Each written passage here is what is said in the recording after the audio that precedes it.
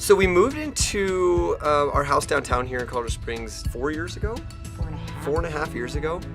And we really didn't know anybody here. We just loved the area. And it's one of those funny things where when you move into a new place, you don't know anybody, right? You're starting from scratch. And luckily, Lydia is one of those people that will walk around and just meet people. When you see them walk by, she'll start talking. And so I think it was kind of that initial, you sort of get to know people, but you don't get very deep with them. It's a very hi-bye relationship. Oh, hey, how you doing? Good.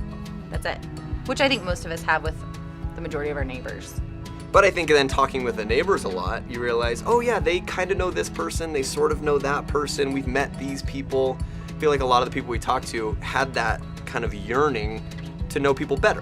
What better way to get to know your neighbors than just to have this like really open, chill atmosphere on a weekend when most people are home in the morning anyway, on a Saturday, and just to say, what's easy? Oh, pancakes are easy. Let's just do pancakes on the porch. And I think for me, I was worried, what if we like put ourselves out there and like everyone's like, you crazy.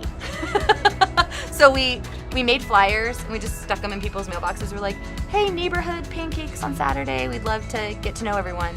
And it was as simple as that. The first week we did it, almost all of our neighbors showed up. It was really cool. I think the hardest part is always just taking the initiative, right? It's just saying, you know what? We're going to do this, we're going to put it out there, and whatever happens, happens. Mm-hmm. I think that's probably the scariest part. Like you were saying, I'm just going, maybe nobody shows up, but maybe it turns into something fun. And what's the worst that can happen? You have a lot of leftover pancakes you freeze. Through opening ourselves up and opening the yard up, it's opened a lot of conversations, right? And we've had some situations on our street where people were going through really hard stuff. And it was so cool because I've got to see you kind of walk through that situation with this person, which there's no way that would have happened had this not started, right? And I think Pancakes is an excuse to build relationships with people. It's just been really eye-opening that everyone has a need to have connection and to have community. You're building relationships with people that you would never normally build relationships with, in a sphere of people you would never normally hang out with. And that causes us to look at different walks of life. Now you're their neighbor. Like, it's not your choice.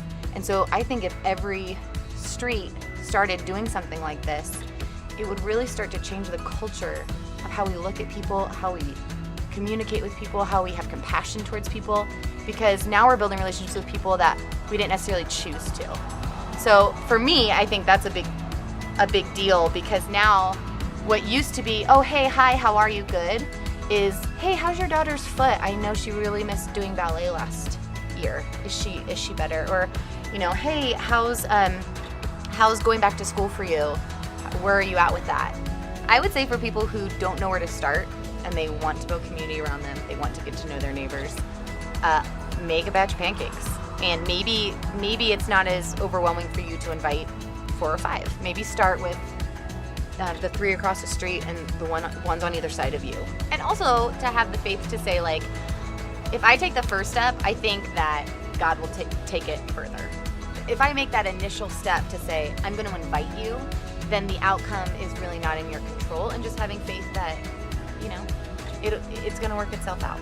I think more than anything, we've always looked at our faith and at Christ as He led with love.